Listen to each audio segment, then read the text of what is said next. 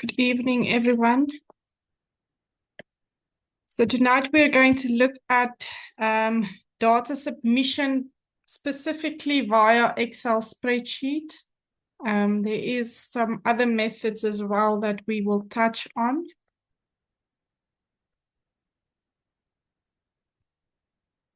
So let's start. So as I mentioned, different methods.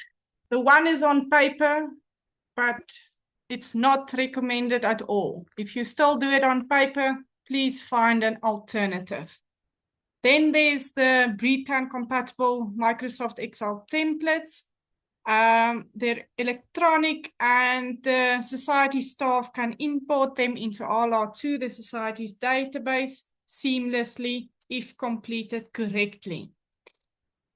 The other method is by using a compatible herd recording computer program, such as Herdmaster.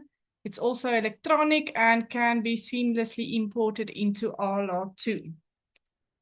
The fourth method that can be used is to submit it online via web services.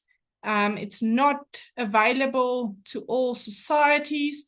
So there's two different ones. The Internet Solutions option that we've been using up until now.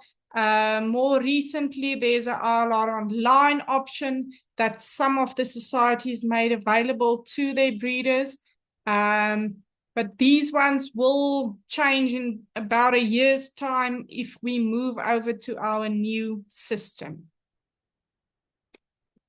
Most importantly, if we look at data submission, it must be in electronic and compatible format. And the simple reason for this is it reduces the errors made with the data. So if someone needs to type the information over into an electronic format, errors will be made. So please submit it electronically, and it also reduces the processing time at the society side. So if we look at the Excel templates, there's a number of them, and you can access them via your society website. They are breed specific, so if you do breed with different breeds, make sure that you use the correct one for the specific breed that you want to submit data on. They do change from time to time, even though they are fairly standard. The society might add columns for different traits. So make sure that you do have the latest version. As I mentioned, there's various templates that you can use. There's one for birth notifications, weights and traits. There's 4 different ones for days to calving information. There's one for cancellations. There's a few others for submitting DNA requests, for submitting information on embryos, etc. I'm not going to look into all of them. If we look at the different templates, you will see that the format is basically the same for all of them. And normally they have 3 different tabs. So there's an instructions tab where you can find information on what exactly you need to fill in the different columns. Then there's an example submission tab, and they give you an example of how the data should be completed. So please have a look at that tab before you complete your information. And then the 3rd tab is your performance template. So that is where you will actually fill in your animal's data. So this is the one that can be edited, and the one that you will submit to the society at the end of the day. If you are in your template, you will see as you move to the different cells in your Excel spreadsheet, there will be a pop-up message that again explain exactly what you need to complete in that specific field. So please make use of these guidelines to assist, to make sure that the format of the information that you enter into the Excel is correct. Otherwise, the society needs to fix it, etc. And if they need to fix it, there's errors that can enter. The first one I'm going to look at is the birth notifications.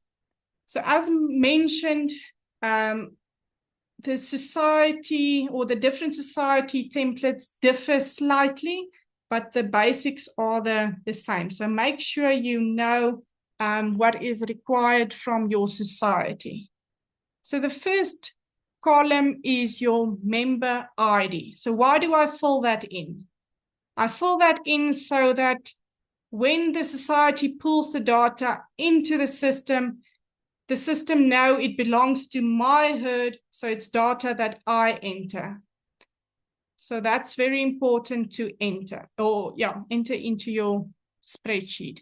The next thing is your registration status, and this is one of the fields that might differ between the societies, depending on if they have a calf book system or if you register calves from the get-go. So it will have a Q for calf book or an R for registered, and you need to tell the system, do you want to give this animal up for registration, or do you want it to be added to the commercial herd? So it's very important to enter that.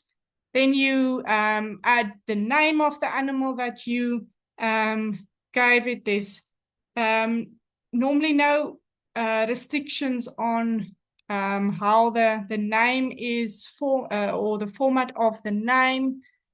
Then you have your birth date. Please note the format of day, month, year that you need to enter. The sex of the calf, male or female. Was it part of a twin or was it a single animal? Then if it's part of a twin, you will add the sex of the twin, otherwise you leave it blank. Then the other important thing is the service code. This refers to, was it a natural mating or was it an AI mating? Then we have the horn status. This is phenotypic status. So do you see horns? Is it polled? Is there scurs, etc.? Then you have your animal ident, and please make sure of the format that your society uses. Then you have the sire ident and the dam ident, if you know those. And then we can enter calving ease scores. The birth weight. Please note it's to the nearest kilogram, so no 0.5 or 0.8 or whatever. And then some societies have eye pigmentation, so there's different scores, 1, 2, etc., depending on how the pigmentation around the eye looks. So please look into how they score them. I'm going to look at a few examples. So here you can see this one is a calf book calf, so a commercial calf, sorry, the Q is for calf book. So they only give this animal up for commercial registration. Male animal, also a single animal. Service is also natural. In this case, it's a polled animal, the calf ID, sire ID, dam ID, calving ease score, birth weight, and the eye pigmentation. If it's an AI calf, you will add the service code A and add the AI date. Important, this AI date will be used to calculate the gestation length, and that will be included in the gestation length EBVs if your society has it. Then you can also add a management group. For birth weight, the management group will be the group in which the cow was managed. So if the cow was managed differently from the rest of the cows, you will add a management code. So for example, you have a few show cows, you will give them a separate management code so that the system knows these cows were treated differently. So there might be an effect on the birth weight of those calves, not due to genetics, but due to extra feed as they were show cows. So quickly, I'm going to mention a bit more about management groups. You give a management group if you know that you treated a group of cows or animals differently, and that affected the performance of the animals. So if we keep animals in one management group, we assume they had the same opportunity to perform. And if it's not the case, the breeder needs to indicate this to breed plan. Breed plan does not know what happens on the farm. So if there's something that affects the performance of the animal or a group of animals, we need to indicate that to the system. So you can use any code that you want to use, maximum of 3 characters. You can use numbers 1 to 9 or letters A to Z to indicate that a group of animals were treated differently. The specific code you use doesn't matter. It just needs to show that these animals were treated differently from the rest. If we record this better, it will lead to more accurate EBVs. For example, in the case of the show group, those cows were fed extra, and most probably their calves will weigh slightly heavier. If we do not put those cows, or when we add the birth weights, them into different contemporary group or management group, breed plan will penalize those calves on birth weight just because they weighed more as the dam received more feed. If we leave the management group blank, all the animals are treated in one management group. So when do we assign the management group? As I mentioned, if they were treated differently, fed extra, grain-fed versus felt, if your pastures differed significantly and they actually lead to, on average, different weights in your animals, you will indicate that. If the animals were severely ill and it actually affected their performance, you will indicate that to the system.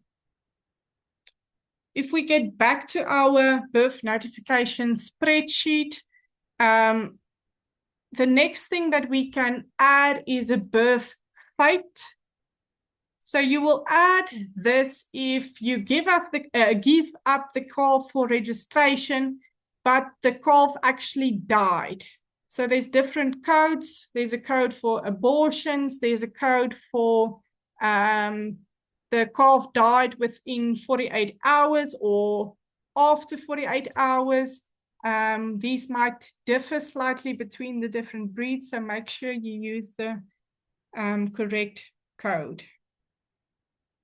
The next thing that I want to show, actually we went through all the columns on the birth notifications one. The next template that I want to go through is the weights and traits one. So this is probably the one that you will most often use. You will use it to submit all weight, post-birth weights, and post-birth traits to the society. First column again is your herd ident to link the data to your specific herd. Then you will enter a K for kilograms. Then we have the animal ID to link the information to the specific animal on the society database. Please make sure of the format of that ID, that it is exactly as the society have it on their system. Otherwise, the data will not be linked to the correct animal. Then we have the weigh date, or the date on which you recorded the trait. Again, the same format of day, month, year. Then you can add the weight to the nearest kilogram. In this case, we have two animals. The one was treated differently before you weighed it, so we put a 1 for a different, or to show a different management group. Then you can add some scrotal sizes. Note that for scrotal size, we can give it to the nearest or the first decimal. Then we can add some additional traits, docility scores. So the score is 1 to 5. For most breeds, Brahman is 1 to 9. Make sure you know what each of them stand for. And if the animal was treated differently before you scored the animal, please put it in a different group. For example, you have a number of weaners. Some of them are in a big camp, and you do not normally bring them in to the kraal on a weekly or a daily basis.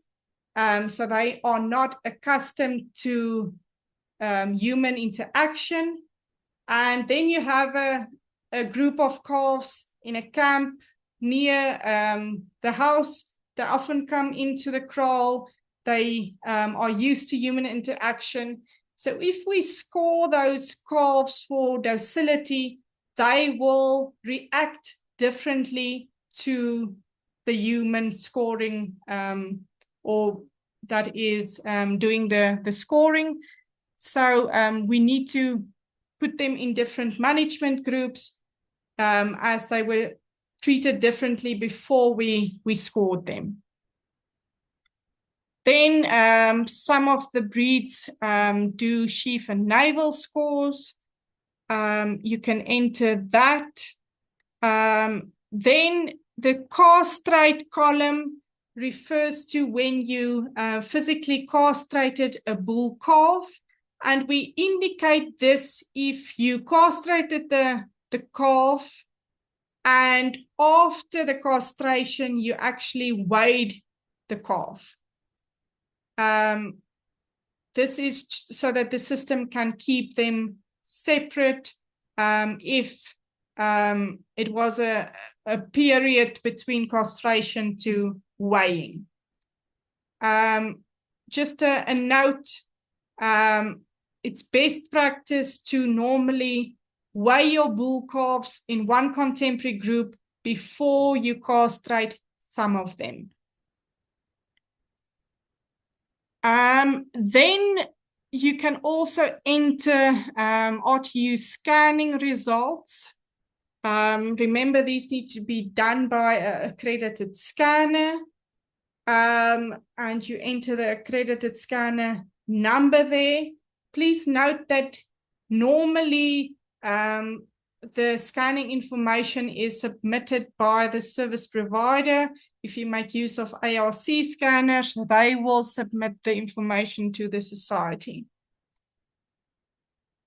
If we have a group of animals, again, if there were some of them treated differently, we will add a different management group to the subset of animals that were treated differently. Then we get to the analysis indicator. There's different codes that you can use here. The one is a W, which states that on the day that you weighed this calf, you actually weaned it. So you took it away from the cow on that day. So that's the W indicator. The other one that you will use is the M. The M stands for mature weight. So you will use the M analysis indicator to indicate that this weight that you submit is a mature cow weight. Then with mature cow weight, there's a wet and dry option, a W and a D. This refers to if the cow has had a calf in that season. So the wet or the W stands for the cow had a calf in that season, or the D stands for dry, the cow did not have a calf in that season. Then there's other traits that you can add, for example, hip height. If it's one of the traits that are recorded by your breed. This is also done to the nearest first decimal, 1 decimal. Some other traits that you can add is body condition score. And if your society records any other traits, they will be added to the other columns. Please note for these additional traits, you will need to add the code for that trait so that it can be linked on the system. So make sure you know what the code is for the specific trait, but it will normally be indicated, as I mentioned, if you stand on the cell, it will give you information what to complete in the specific cell. The last thing that I want to show on the weights and traits template is the disposal codes. So you can dispose of animals on the weights and traits form. So you will give the specific code. Please note that it is breed specific again. Make sure that you use the correct code for your breed, and then the date of disposal. So for all of these traits, you would have seen that on the template, you do not indicate that it's a wean weight or a 400-day weight or a final weight or a mature weight, except for that M analysis indicator. So how does the system know what weight it is? It looks at the age of weighing. So it will check if the animal was between, for example, 80 and 300 days of age, then it will allocate it as a 200-day weight. From 301 up until 500 days of age, it will allocate it as a 400-day weight. Between 501 and 900, it will indicate it as a final weight. Then you have your mature cow weight. But please note, if that M is not indicated, the society might come back to you and say it falls out of the ranges for the weights, and that is due to that M. You need to show that it's a mature weight. Please note all the different ranges for the other traits. If you do not record it within these age limitations, the system will flag it, and the society staff will probably get back to you and tell you it was measured out of range. So make sure you know exactly when to record each of the traits. Then we get to the days to calving information that you need to submit. As was mentioned, there's various templates for the days to calving information. Previously, we had one big spreadsheet. Breed Plan decided to break it up into 4 different templates to make it simpler for breeders to submit the information. So if you do not do any embryo transfers, you don't need to complete that one. If you don't do preg tests, you don't need to complete that one. So that's why they broke it down into 4 different ones. So there's a natural AI mating one, an ET one, preg test one, and a days to calving disposal codes one. And we will go through all of them except the ET program one. So if we look at days to calving, it's the female fertility trait that Breed Plan uses. What is it? It's the time from when the bull enters the cow herd. So when mating starts up until when the calf is born. So that's the data points we need. We need to know when did the bull enter the cow herd, and when did the calf, or was the calf born? So that's the important information that we need to know. So keep that in mind when you complete the templates. So if we look at the first one, the natural and AI matings, again, you will add your herd ident that will link the information to your herd.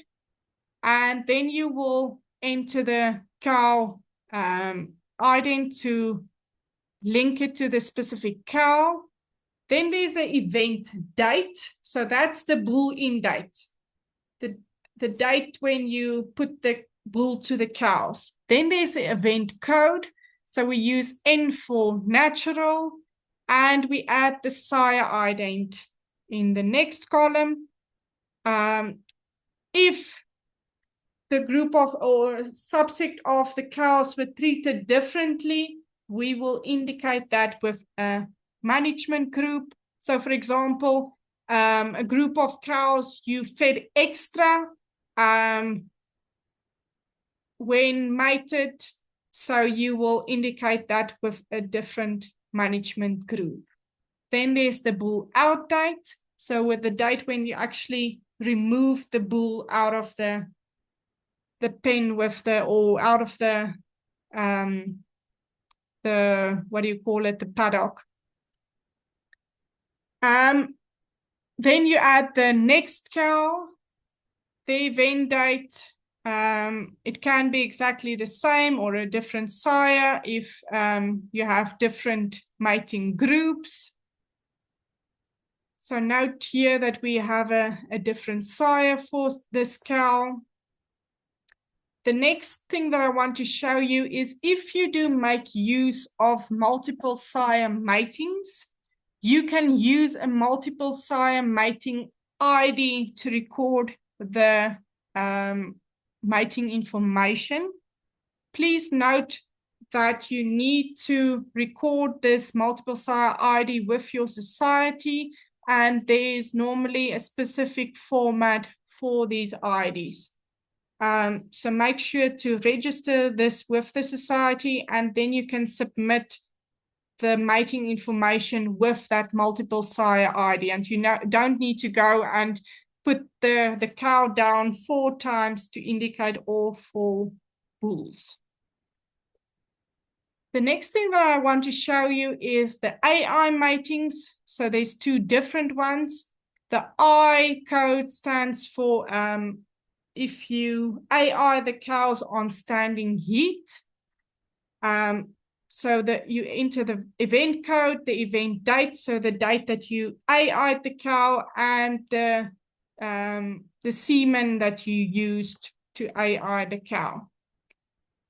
Then if you do make use of a follow-up bull, you will add that as a different event. So on this date, you added a bull there. It's a natural mating. and on this day you remove the bull again.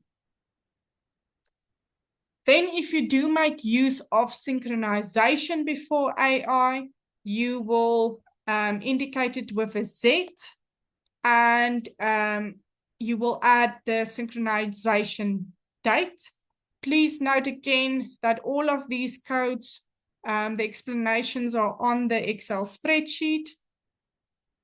Then if you AI the cows on a fixed date, so fixed time AI, you will use the code A. You will give the event date and the semen you used. And if you do make use of a follow-up bull, you will add that as a different event. The next template is your pregnancy test. So if you do pregnancy test, you can submit that information to the society. Can you enter the herd ident and the cow ident? Please note that this event code will be automatically completed in the spreadsheet if you enter the cow ident. Then you have the preg test date and the result. So there's two formats. There's the pregnant, not pregnant format. So you will use a P for pregnant and an N for not pregnant. Then there's a second option or format that you can submit the pregnancy information, and that's the number of weeks pregnant. If your technician or vet gives you a specific number of weeks pregnant, you can do that. It's normally up until 20 weeks pregnant. So then you will say 4 weeks, 6 weeks, whatever the case might be. The next template that I want to look at is disposal codes, so DTC or days to calving disposal codes. Please note the following. We submit these for cows that were mated but were culled from the herd prior to calving. So in other words, there is a mating recorded but no calf record. And the cow is not active in the herd anymore. So at calving, she's not active anymore, and there's no calf that were recorded against that mating. So this is the cases where we need to enter the disposal codes so that breed plan have more information on why we culled the cow. Was it due to fertility issues or was it due to another reason? Please note that these disposal codes do not cancel the cows at the society. You need to send in a separate cancellation for the specific cow. So this is how the template looks. Again, herd to link the information to my herd, the cow ident to link it to the specific cow. Also note the event code is an internal breed plan code, and it will automatically be completed when you enter the cow ident. Then we have the disposal date on the date when you remove the cow out of your herd, and the disposal code. There's a whole long list of codes on the template. Make sure you use the correct one. So in this case, the B stands for not in calf. The next one, you can sell the cow as pregnant. Then you can use the code F for surplus females. There's another one due to fertility issues. Another one that you sold as surplus females. So you will just enter the cow information, the date of disposal, and the code. Why did you cull her from your herd? So here's the list of codes that you can use. You can see it's anything and everything that you can think of. Why you called the cow. The most important ones is to know that it was a surplus breeding female, so nothing due to fertility issues or not in calf. Then there's genetic conditions, diseases, horns, coat, color, poor EBVs, poor udders, poor temperament, and a whole bunch of other ones. The last template that I want to look at is the cancellation forms. Make sure you use your society one. They might differ slightly. Again, there's a herd ident, the ident of the animal that you want disposed of, the disposal code. That is breed specific. Make sure you use the correct one, and the disposal date. And then you just list all the animals that you culled out of your herd, and you give the reason why you culled them out of the herd and the date of disposal. So it's a real simple spreadsheet to complete. So if I completed my Excel spreadsheet, how do I submit it? So make sure of your society requirements. Who do I need to send it to? In what format? Just in the Excel as is? Do I need to convert it to CSV? What other information needs to accompany the data that you submit? Please make sure of the requirements for birth notifications. What other information needs to go with it? Does the sire need to have a SNP profile on file, etc.? Also important to save the file in an appropriate, with an appropriate name. For example, the 2025 summer calves weaning weights. This just makes it easier for the staff as well to know exactly what information are you submitting. Then when you submit the information and you do not receive any feedback from the society, please make sure that they did receive the email and that there was no issues with the submission.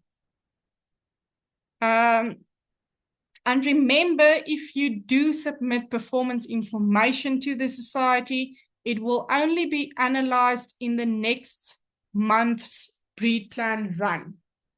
So there's specific dates for these runs. Make sure you know on what date does breed plan extract the information from the society, so that you can make sure if you want updated EBVs that you submit your information before that date. And I quickly want to just mention contemporary groups again.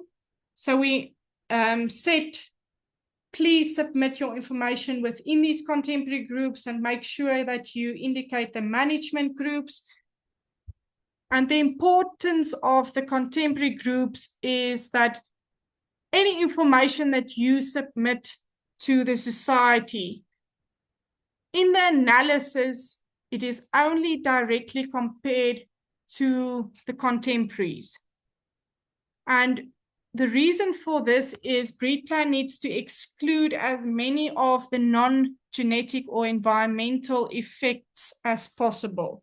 All the animals in the group must have had the same opportunity to perform in the specific trait. And the larger the groups, the more informative it is, just due to statistics. If the animal is in its own group, there's no other animals to compare it with, so the information is basically useless. If there's two animals in the contemporary group, one is above the average, the other one is below the average, so the amount of information you get out of it is limited. As the contemporary group increases, the information becomes more informative. Just quickly, how does breed plan construct the contemporary groups? You have first off your herd. So that herd that you enter with all the information, they use that, the calving year, the sex of the animal, so they keep female and male information separate when analyzed. Twins is separate, ET calves is separate, dam age is considered, especially for your first-time heifers. Then there's the weight date, so that date that you entered with your weight or trait, they will look at that when they construct the contemporary groups. Then the calf age or the slicing. In the previous talk, we went into detail to show that for birth weight and weaning weight, they group the animals in 45-day slice groups. So animals born within a 45-day slice will be kept in the same contemporary group. And for the other traits, it's increased to 60 days.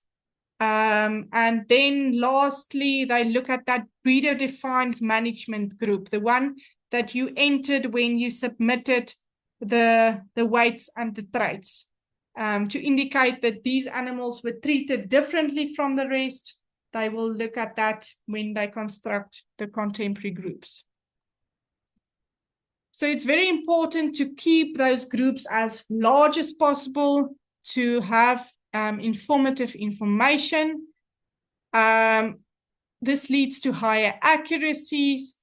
So we need to keep these groups as large as possible by doing whole herd recording. So record and submit all your calves information. Keep your mating season and therefore your calving season as compact as possible so that most of your calves are born within those 45 or 60-day slices. Weigh all your animals in a management group on the same day. AR your cows so that they calve with the natural mated cows. And in the cases where there's two different herds or studs run on the same property, make sure that they are linked on the system. So in conclusion, we need to submit performance information to the society in an electronic format, compatible format. So please make sure you know the different options and make use of them. No papers. Make sure you know how to complete these forms. As was mentioned, all the information is on the spreadsheet. Otherwise, contact the society. Know what information do you need to send along with the spreadsheet, especially for your birth notifications, and also send the performance information of all the animals in the contemporary groups so that we can really ensure the data structure is sound, that we can get good EBVs out of them. And if you are unsure of anything, please contact your society staff. Thank you very much for that. I'm going to give over to Jody Young from the Simbra Society, and she's quickly going to discuss a few things that they come across in the office that breeders forget about or do by mistake, etc. Thank you, Jody. Thank you, Izaan. Can you see my screen? Sorry, yes, we can. Okay, great. Good evening, everybody. So Izaan basically just asked me to address some of the issues, well, let's not call them issues, let's rather say when data submission doesn't go as we hoped, and some of the things that we see. Obviously, I can't speak for all of the societies, but this is just some of the things we see in our office. I asked both of my colleagues as well to provide some input, just to try and see or list all the things that we do come across.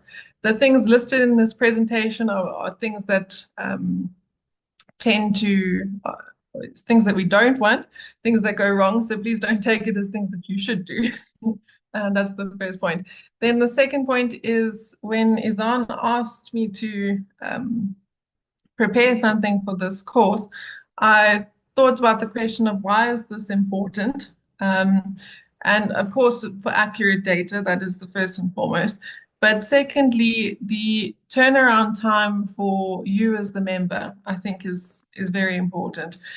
For example, for whatever reason, you may want updated EBVs, as Izaan mentioned a few moments ago, or you just want this data onto the system. And if the data is coming in with issues, there is a delay in turnaround time. The society has to go back to you as the member, confirm a few things.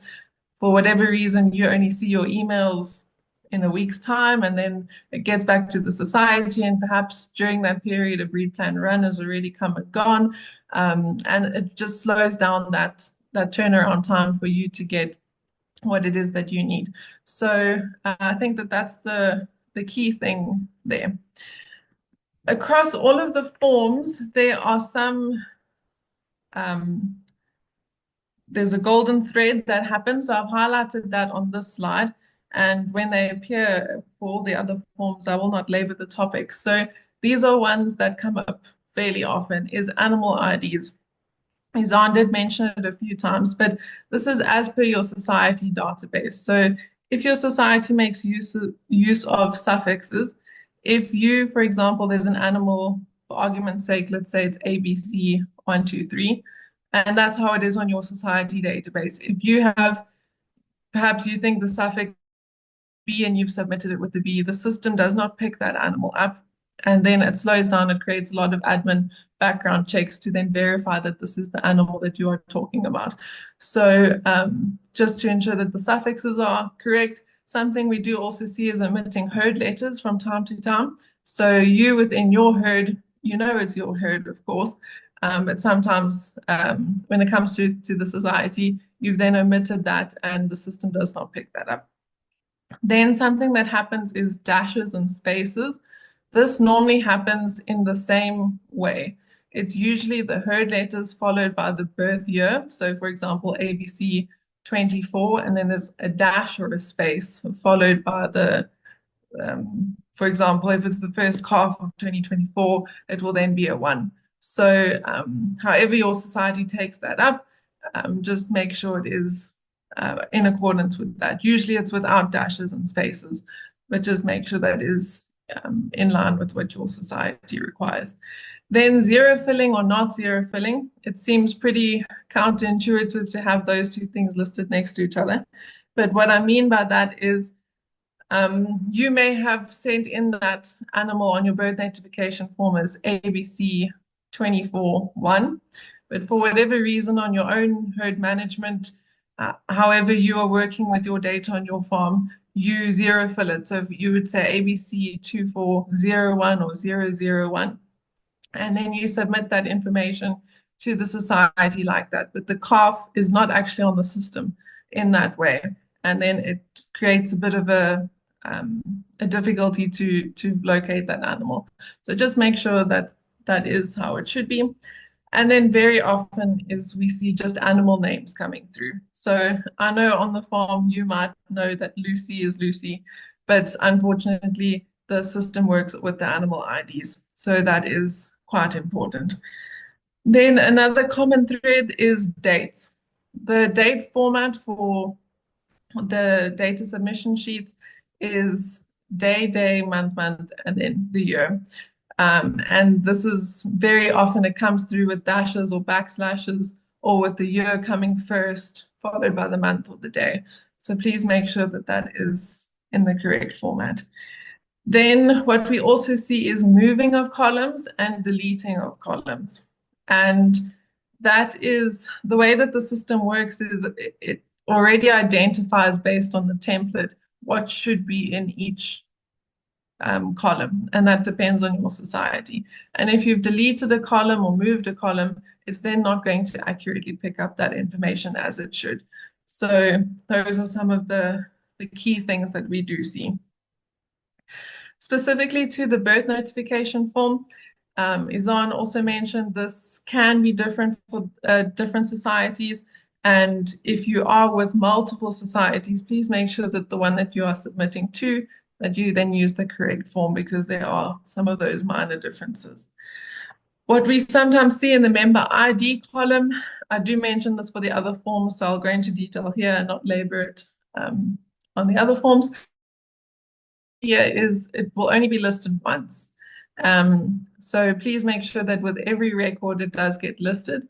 And then on the other hand, what sometimes happens is members will autofill using the autofill function in Excel, and then it autofills with the subsequent number. So if your herd ID is 1234, it will then, the next number will be 125. So 1235 rather. So it autofills with the subsequent number rather than copying your exact member ID. So please make sure that that is something you pay attention to.